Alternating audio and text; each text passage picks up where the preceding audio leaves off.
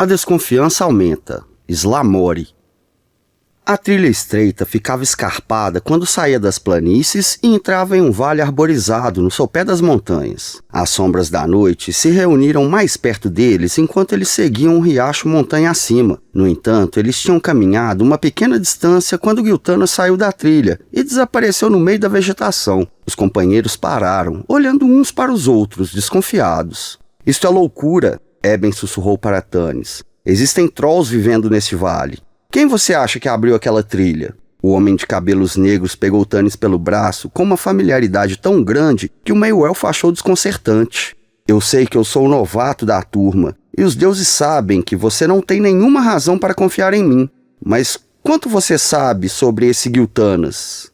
"Eu sei..." Tanis começou a falar, mas Eben o ignorou. "Havia alguns entre nós que não acreditavam que aquele exército dragoniano trombou conosco por acidente, se você entende o que eu quero dizer. Meus rapazes e eu estávamos nos escondendo nas colinas, combatendo os dragonianos desde que eles chegaram a Berma. Na semana passada, estes elfos apareceram do nada. Eles nos disseram que eles iam atacar uma fortaleza do Senhor dos Dragões e perguntaram se nós gostaríamos de nos juntar a eles para ajudar. Nós dissemos sim, por que não? Nós faríamos qualquer coisa para enfiar um osso no papo desse alto homem do dragão. Enquanto caminhávamos, nós começamos a ficar nervosos. Havia pegadas de dragonianos por toda parte, mas isso não incomodou os elfos. Giltanas disse que as pegadas eram velhas. Naquela noite, nós acampamos e montamos guarda. Isso não nos adiantou muito, pois só nos deu 20 segundos de vantagem antes dos dragonianos atacarem. Eben olhou em volta e chegou ainda mais perto de Tanis. Enquanto nós estávamos tentando acordar, pegar nossas armas e lutar contra aquelas criaturas fedorentas, eu ouvi os elfos gritando como se alguém estivesse perdido. "E quem você acha que eles estavam chamando?" Eben observava Tanis atentamente. O meio-elfo franziu a testa e balançou a cabeça, irritado com a dramaticidade. "Giltanas", Eben disse sibilando. "Ele desapareceu. Eles gritaram e gritaram por ele, o líder deles." O homem encolheu os ombros. "Se ele chegou a voltar ou não, eu não sei. Eu fui capturado. Eles nos levaram para Solace, de onde eu escapei. De qualquer forma, eu pensaria 2 vezes antes de seguir aquele elfo. Ele pode ter tido boas razões para ter desaparecido quando os dragonianos atacaram. Mas... eu conheço Giltanas há muito tempo." Tanis interrompeu de forma grosseira. Ele estava mais perturbado do que gostaria de admitir. "Claro, só achei que você deveria saber", Eben disse sorrindo, com simpatia. Ele colocou a mão nas costas de Tanis, depois ficou para trás para se juntar a Tika. Tanis não precisou olhar para trás para saber que Caramon e Sturm tinham escutado cada palavra. Entretanto, nenhum dos dois disse nada, e antes que Tanis pudesse falar com eles, Giltanas apareceu de repente, emergindo do meio das árvores. "Não está muito longe", o elfo disse. "A vegetação fica mais rala ali na frente, e a caminhada fica mais fácil. Eu continuo achando que nós devemos entrar pelo portão da frente", Eben disse. "E eu concordo", disse Caramon. O homem-zarrão olhou para seu irmão que estava sentado, sem energia, debaixo de uma árvore. Lua Dourada estava pálida e fatigada. Até mesmo a cabeça de Taslerhoff pendia exausta. "Nós podíamos acampar aqui hoje à noite e entrar pelo portão da frente ao amanhecer", Sturm sugeriu. "Nós vamos agir de acordo com o plano original", Tanis disse com firmeza. "Nós acamparemos quando chegarmos a Slamore." Então Flint falou: "Se quiser, você pode tocar a campainha do portão e pedir para o Lord Verminard deixar você entrar, Sturm montante luzente. Tenho certeza que ele o atenderia. Dá um tempo, Tanis." O anão saiu pisando duro pela trilha. "Pelo menos", Tanis disse a Sturm em voz baixa, "existe uma chance disso confundir nosso seguidor." "Quem quer ou o que quer que seja", Sturm respondeu, "tenho de admitir que se trata de um exímio conhecedor da mata. Toda vez que o vi de relance e tentei me aproximar para ver mais de perto, ele desapareceu. Eu pensei em emboscá-lo, mas não havia tempo." O grupo saiu da vegetação agradecido e chegou ao sopé de um gigantesco rochedo de granito. Giltanas caminhou algumas dezenas de metros ao longo do rochedo, procurando alguma coisa na rocha com a mão. De repente ele parou. "Nós chegamos", ele sussurrou. Enfiando a mão em sua túnica, ele removeu uma pequena gema que começou a brilhar num tom amarelo suave. Passando a mão sobre a parede da rocha, o elfo encontrou o que procurava, uma pequena fenda no granito. Ele colocou a gema na fenda e começou a recitar palavras antigas e traçar símbolos invisíveis no ar da noite. "Muito impressionante", sussurrou Fisban. "Eu não sabia que ele era um de nós", disse a Raistlin. Não passa de um amador, o mago respondeu. Mas apoiando-se exausto em seu cajado, ele observava Giltanas com atenção. De repente, em silêncio, um enorme bloco de pedra separou-se da face do rochedo e começou a se mover para um lado. Os companheiros se afastaram quando uma rajada de ar frio e úmida saiu do buraco na rocha. "O que tem aí dentro?" Caramon perguntou desconfiado. "Eu não sei o que tem aí dentro hoje em dia", Giltanas respondeu. "Eu nunca entrei. Eu só sei da existência desse lugar pelas tradições do meu povo." "Tudo bem", Caramon grunhiu. "O que costumava existir aí?" Giltanas fez uma pausa. Depois disse: "Esta era a câmara mortuária de Kit Kanan." "Mais fantasmas!" Flint resmungou, espiando a escuridão. "Mande o mago primeiro. Assim ele pode avisá-los de que estamos chegando." "Jogue o anão lá dentro", Raistlin respondeu. "Eles estão acostumados a morar em cavernas úmidas e escuras." "Você está falando de anões das montanhas", Flint disse com os pelos da barba eriçados. "Faz muito tempo que os anões da colina deixaram de morar debaixo da terra, no reino de Torbardim." "Só porque você foi expulso", Raistlin sibilou. "Parem com isso, vocês dois", Tanis disse exasperado. "Raistlin, o que você sente acerca desse lugar?" "Mal, um grande mal", o mago respondeu. "Mas eu sinto também uma grande bondade", Fizban disse inesperadamente. "Os elfos não foram totalmente esquecidos aqui dentro, apesar das coisas más terem vindo para governar sua moradia." "Isso é loucura!" Eben gritou. O barulho ecoou de forma estranha entre as rochas e os outros se viraram e olharam para ele, atemorizados. "Desculpem-me", ele disse, baixando a voz. "Mas eu não acredito que vocês vão entrar lá dentro. Não é preciso ser um mágico para saber que o mal existe dentro desse buraco negro. Eu consigo senti-lo. Deem a volta pela frente." Ele os encorajou. "É claro que vai haver 1 ou 2 guardas, mas isso não é nada comparado com o que quer que espreita nessa escuridão." "É um ponto de vista válido, Tanis", Caramon disse. "Não dá para lutar com os mortos. Nós aprendemos isso na mata escura." "Esse é o único caminho", Giltanas disse irritado. "Se vocês são covardes..." "Existe uma diferença entre cautela e covardia, Giltanas", Tanis disse, com a voz firme e calma. O meio-elfo pensou durante um momento. "Pode ser que nós consigamos dominar os guardas do portão da frente, mas não antes deles alertarem os outros guardas. Eu sou da opinião que nós devemos entrar e explorar este caminho. Flint, você guia. Raistlin, nós precisaremos da sua luz." "Sherak!"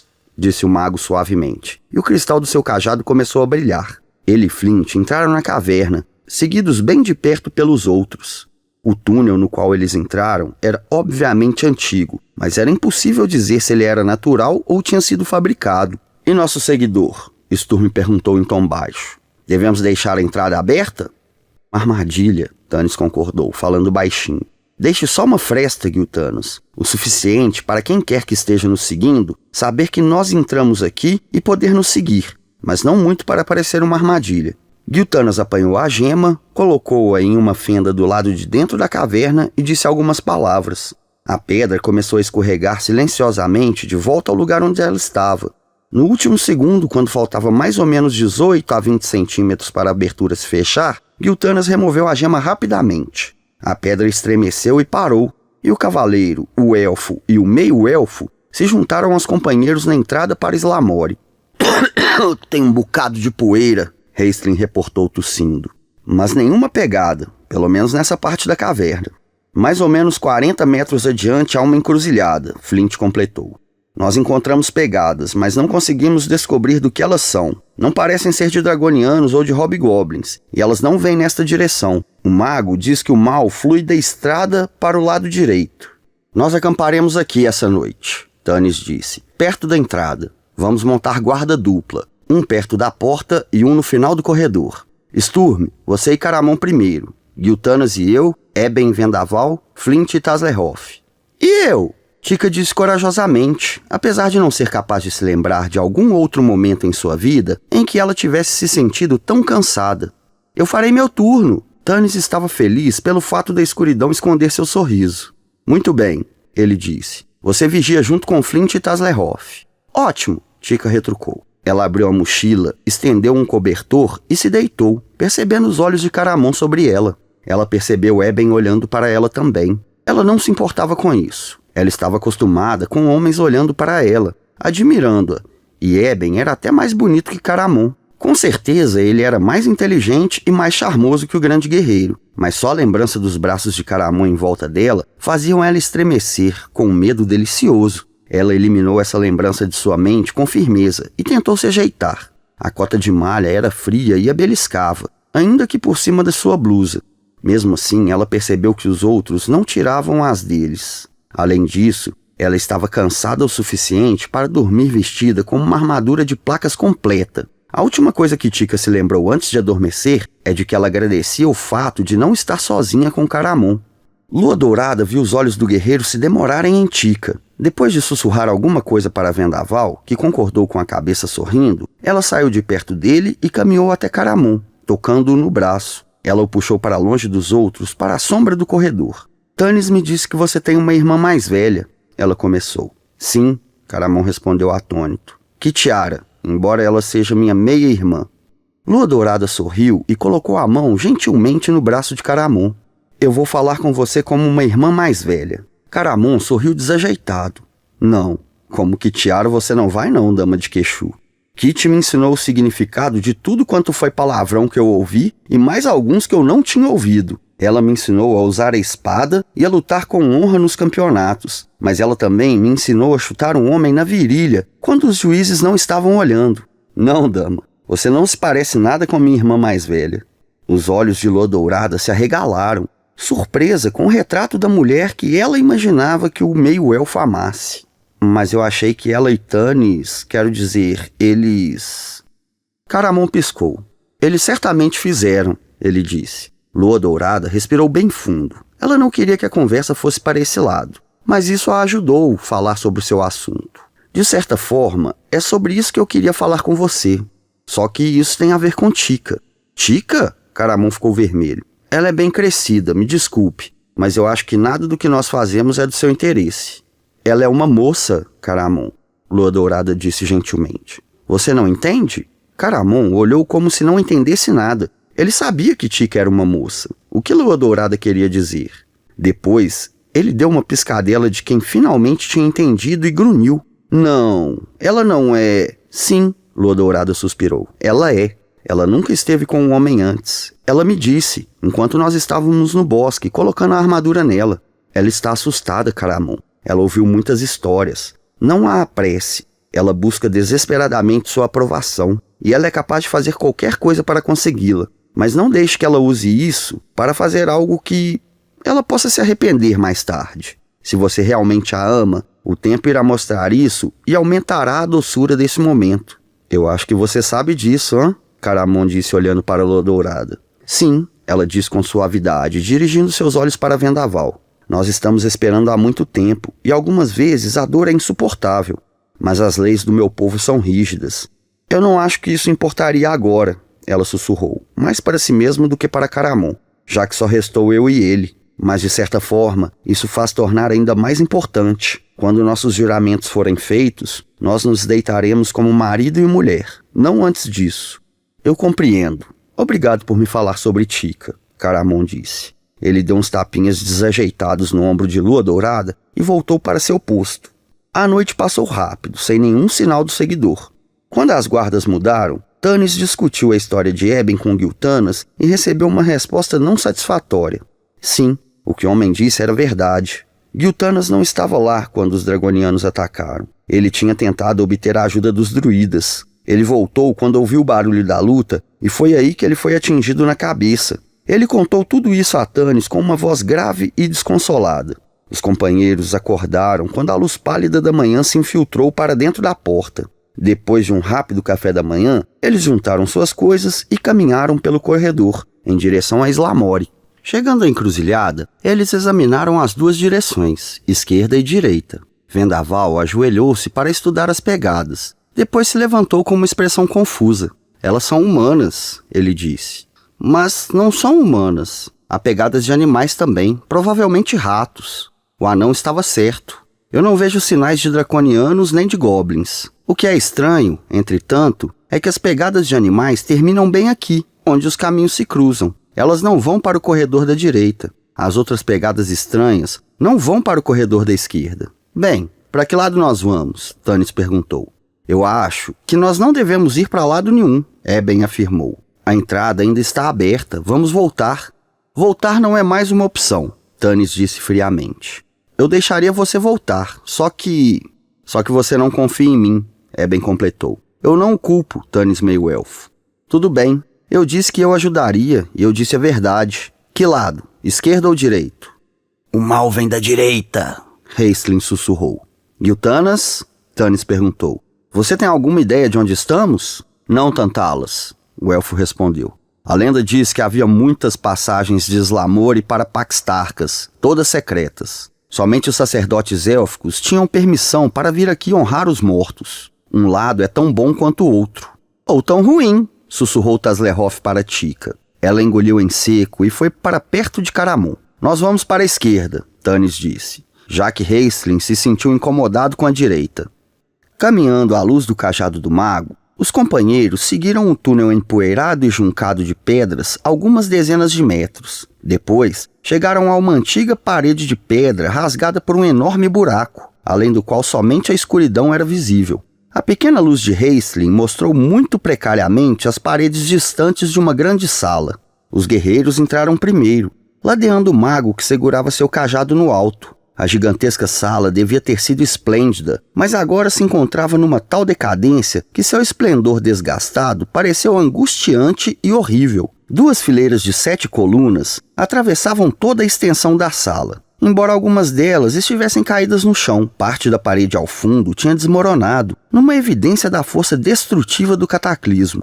Na parte mais distante da sala, havia 2 portas duplas de bronze. À medida que Raistlin avançava, os outros se espalharam com as espadas desembainhadas. De repente, Caramon, na frente da sala, deu um grito sufocado.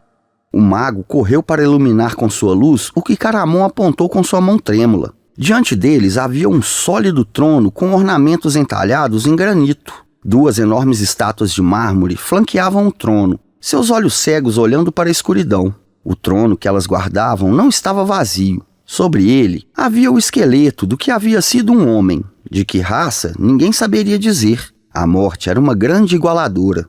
A figura estava vestida com roupas reais, que apesar de descoradas e deterioradas, ainda mostravam evidências de sua riqueza. Um manto cobria os ombros secos. Uma coroa brilhava no crânio sem carne. As mãos, que agora eram somente ossos, e os dedos que descansavam graciosamente na morte, faziam-no sobre uma espada embainhada. Giltanas caiu de joelhos. Kitcanan, ele disse num sussurro. Nós estamos na sala dos patriarcas, a tumba onde ele foi sepultado. Ninguém vê isto aqui desde que os clérigos elfos desapareceram no cataclismo. Tanis ficou olhando o trono, até ser lentamente tomado por sentimentos que ele não entendia. O meio-elfo caiu de joelhos. Fealantalos, Imurquanet, Saikit Kanot, Murtari Larion. Ele murmurou num tributo ao maior dos reis élficos. Que espada linda, Taslehoff disse, sua voz estridente quebrando o silêncio reverente. Tanis olhou para ele com um ar grave. Eu não vou pegá-la, o Kender protestou, dando a impressão de ter ficado magoado. Eu só mencionei como um item interessante. Tanis se levantou. Não a toque, ele disse ao Kender com um ar sério. Depois foi explorar as outras partes do saguão. Quando Tass se aproximou para examinar a espada, Raistlin foi com ele. O mago começou a murmurar. Tsaran Korilat Ich Hakon, e moveu a mão rapidamente sobre a espada num padrão pré-definido. A espada começou a emitir um pequeno brilho vermelho. Raistlin sorriu e disse calmamente. Ela está encantada. Tass arfou. Bom encantamento ou mau? Eu não tenho como saber, o mago sussurrou. Mas como ela ficou muito tempo sem ser perturbada, eu não me aventuraria a tocá-la. Ele se virou e deixou Tass se perguntando se ele ousaria desobedecer Tanis e arriscaria se transformar em alguma coisa nojenta e pegajosa. Enquanto Kender se debatia com a tentação, os outros procuravam entradas secretas nas paredes. Flint ajudou, fazendo longas e doutas descrições de passagens secretas construídas por anões. Giltanas foi para o lado mais distante do trono de Kitcanaan, onde estavam as 2 portas de bronze. Uma delas, que ostentava um mapa em relevo de Paxtarcas, estava ligeiramente aberta. Pedindo por luz, ele e Raistlin estudaram o mapa. Caramon deu uma última folhada na figura esqueletal do rei morto há muito tempo e foi se juntar a Sturm e Flint. para ajudar na busca de passagens secretas nas paredes. Por fim, Flint chamou. Tasslehoff, seu Kender inútil, isto é sua especialidade. Pelo menos você está sempre se gabando de como encontrou a porta que estava perdida há 100 anos e dava passagem para a grande joia desse ou daquele... E foi num lugar como este também, Taz disse, já esquecido de seu interesse pela espada. Voltando-se para ajudar, ele parou de repente. O que é isso? Ele perguntou, levantando a cabeça. O que é isso o quê? Flint disse, sem prestar atenção enquanto apalpava as paredes. Um rangido, o Kender disse intrigado. Está vindo daquelas portas. Tanis olhou, pois aprendera há muito tempo a respeitar a audição de Tasslehoff. Ele caminhou na direção das portas onde Giltanas e Raistlin estavam analisando o mapa. De repente, Raistlin deu um passo atrás. Um jato de ar fedorento foi soprado para dentro da sala pela porta aberta. Agora, todos conseguiam ouvir o rangido e o barulho suave de alguma coisa sendo espremida. Fechem a porta!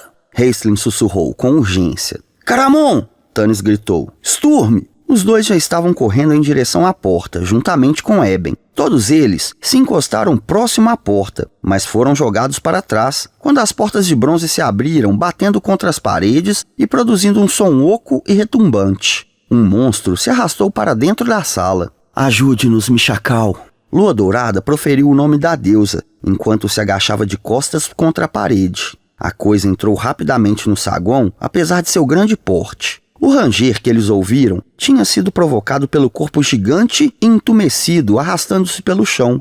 Uma lesma? Taz disse, aproximando-se para examiná-la com interesse. Mas olha o tamanho desta coisa! Como é que você acha que ela ficou tão grande? O que será que ela come? Nossa, seu idiota! Flint gritou, pegando o Kender e jogando-o no chão no exato momento em que a lesma cuspiu um jato de saliva. Os olhos da lesma estavam localizados na ponta de hastes finas e giratórias que brotavam do topo de sua cabeça. Eles não eram de grande utilidade, nem ela precisava deles. A lesma era capaz de encontrar e devorar ratos na escuridão, usando apenas o olfato. Agora ela tinha detectado uma presa bem maior e cuspido sua saliva paralisante na direção aproximada da carne viva que ela ansiava. O líquido mortal errou o alvo, pois o Kender e o anão rolaram para fora de sua trajetória. Sturme e Caramon atacaram, atingindo o monstro com suas espadas. A espada de Caramon, nem ao menos, penetrou no couro grosso e elástico como borracha. A lâmina da espada de duas mãos de Sturme penetrou e fez a lesma recuar de dor. Tanis atacou quando a cabeça da lesma se virou na direção do cavaleiro. Tantalas! O grito tirou a concentração de Tanis e ele parou. Depois virou para olhar atônito para a entrada da sala. Laurana! Naquele momento, a lesma pressentiu o meio-elfo e cuspiu o líquido corrosivo nele. A saliva atingiu sua espada, fazendo o metal ferver e soltar fumaça. Depois, dissolver em suas mãos. O líquido que queimava escorreu por seu braço, cauterizando sua carne. Tanis caiu de joelhos, gritando de agonia. Tantalas! Laurana gritou novamente, correndo em sua direção. Detenham-na! Tanis arfou, dobrando-se de dor, segurando a mão e o braço com que ele empunhava a espada, repentinamente enegrecidos e inúteis. A lesma, sentindo seu sucesso, rastejou para a frente, arrastando seu corpo cinza pulsante através da porta. Lua Dourada lançou um olhar temeroso para o enorme monstro, depois correu na direção de Tanis. Vendaval manteve-se perto deles, protegendo-os. Afaste-se! Tanis disse entre os dentes que rangiam. Lua Dourada segurou a mão dele, que estava ferida, na sua, e fez uma prece para sua deusa. Vendaval colocou uma flecha em seu arco e disparou contra a lesma. A flecha atingiu a criatura no pescoço, causando pouco dano, mas fez com que ela desviasse sua atenção de Tanis. O meio-elfo viu a mão de Lua Dourada tocar a sua, mas ele não sentia nada além da dor. Depois, a dor sumiu e ele voltou a ter tato. Sorrindo para a Lua Dourada, ele ficou maravilhado com os poderes de cura dela, enquanto levantava a cabeça para ver o que estava acontecendo. Os outros estavam atacando a criatura com uma fúria renovada, tentando desviar a atenção dela de Tanis. Mas o resultado seria o mesmo se eles estivessem usando suas armas contra uma parede grossa e elástica de borracha. Tanis colocou-se de pé ainda trêmulo. Sua mão tinha sido curada, mas sua espada estava no chão, transformada em um aglomerado de metal derretido. Sem nenhuma outra arma, a não ser seu arco longo, ele recuou, arrastando Lua Dourada com ele, enquanto a lesma deslizava para dentro da sala. Raistlin correu para o lado de Fizban. Agora é a hora de lançar a bola de fogo, meu velho, ele disse ofegante. É mesmo? O rosto de Fizban se encheu de alegria. Maravilhoso! Como era mesmo? Você não se lembra? Raistlin deu um grito estridente e arrastou o mago para trás de uma coluna, enquanto a lesma cuspia outra bola de saliva corrosiva no chão. Eu costumava... Deixe-me ver. A testa de Fizban franziu em concentração. Você não sabe? Eu ainda não ganhei os poderes, meu velho. Aquela magia ainda está além das minhas forças. Raistlin fechou os olhos e começou a se concentrar nas magias que ele sabia. Recue! Saia daqui! Tannis gritou, protegendo Laurana e Lua Dourada da melhor forma possível, enquanto tentava sacar o arco longo e suas flechas. Ela virá atrás de nós! Sturm gritou, atingindo-a mais uma vez com sua espada. Mas tudo que ele e Caramon conseguiram foi enfurecer ainda mais o monstro. De repente, Raistlin levantou a mão. Kalit Karan! Tobaneskar! Ele gritou e dardos flamejantes saíram de seus dedos, atingindo a cabeça da criatura. A lesma recuou numa agonia silenciosa e chacoalhou a cabeça, mas retornou à caçada. De repente, ela se lançou para a frente, sentindo que havia vítimas no final da sala, onde Tannis tinha tentado proteger Lua Dourada e Laurana. Enlouquecido pela dor e levado à loucura pelo cheiro de sangue, a lesma atacou com uma velocidade inacreditável. A flecha de Tannis resvalou em sua pele coriácea e o monstro se lançou contra ele com a boca aberta. O meio-elfo largou o arco inútil e cambaleou para trás, quase tropeçando nos degraus que levavam ao trono de Kitcanan. Atrás do trono! Ele gritou, preparando-se para atrair a atenção do monstro enquanto Lua Dourada e Laurana corriam para se proteger. Sua mão tateava à procura de uma pedra grande, qualquer coisa para jogar na criatura, quando seus dedos se fecharam sobre o punho de metal de uma espada. Tannis quase derrubou a arma, tão assombrado ele ficou. O metal estava tão frio que queimou sua mão. A lâmina cintilava na trêmula luz do cajado do mago. Mas não havia tempo para questionar. Tannis enfiou a ponta da espada na boca aberta da lesma, no momento em que a criatura investiu para matar. Corra! Tannis gritou. Agarrando a mão de Laurana, ele a arrastou na direção do buraco. Ele a empurrou. Depois virou-se, preparando-se para manter a lesma à distância enquanto os outros escapavam. Mas o apetite da lesma tinha se esvaído. Encolhendo-se de dor e sofrimento, ela voltou vagarosamente para sua toca. Um líquido transparente e pegajoso escorria de seus ferimentos. Os companheiros se agruparam no túnel, parando um momento para acalmar os corações e respirar fundo. Raistlin, que respirava com dificuldade, apoiou-se em seu irmão. Tannis olhou em volta. Onde está Taslehoff? Ele perguntou frustrado, girando o corpo para voltar ao saguão. Ele quase caiu sobre o Kender. Eu lhe trouxe a bainha, Taz disse, levantando-a. Para a espada! Para o túnel, Tannis disse com firmeza, calando as perguntas de todos eles. Quando chegaram à encruzilhada e se sentaram no chão poeirento para descansar, Tannis virou-se para a jovem elfa. O que em nome do abismo você está fazendo aqui, Laurana? Aconteceu alguma coisa em Qualinost? Não aconteceu nada, Laurana disse, ainda tremendo devido ao seu encontro com a lesma. Eu só quis vir. Então você vai voltar agora mesmo! Giltanas gritou irritado, segurando Laurana. Ela conseguiu se livrar do irmão. E também não vou voltar, ela disse com petulância. Eu vou com você, Tannis e o resto do grupo. Laurana, isso é loucura, Tannis a repreendeu. Nós não estamos passeando, isso não é uma brincadeira. Você viu o que aconteceu lá atrás, nós quase fomos mortos. Eu sei, Tantalas, Laurana disse num tom suplicante. A voz dela tremia e falhava. Você me disse que chega uma hora na vida que você tem que se arriscar por aquilo que você acredita. Fui eu quem o seguiu. Você poderia ter morrido, Giltanas começou. Mas não morri, Laurana gritou num desafio. E fui treinada como uma guerreira. Todas as mulheres élficas o são, em memória do tempo em que nós lutávamos ao lado de nossos homens para proteger nossa terra. Não é um treinamento sério, Tannis começou a falar irritado. Eu segui vocês, não segui? Laurana disse, lançando um olhar para Sturm. Um grande conhecedor da mata? Ela perguntou ao cavaleiro. Sim, ele admitiu. Mesmo assim, isso não significa... Raistlin o interrompeu. Nós estamos perdendo tempo, o mago sussurrou. Eu não quero ficar mais que o tempo necessário neste túnel úmido e mofado. Sua voz chiava e ele mal conseguia respirar. A garota já tomou sua decisão. Nós não podemos prescindir de ninguém para voltar com ela. E não ousaríamos tampouco deixá-la voltar sozinha. Ela pode ser capturada e revelar nossos planos. Nós temos de levá-la. Tanis olhou para o mago, odiando-o por sua lógica fria e sem sentimentos, e pelo fato dele estar certo.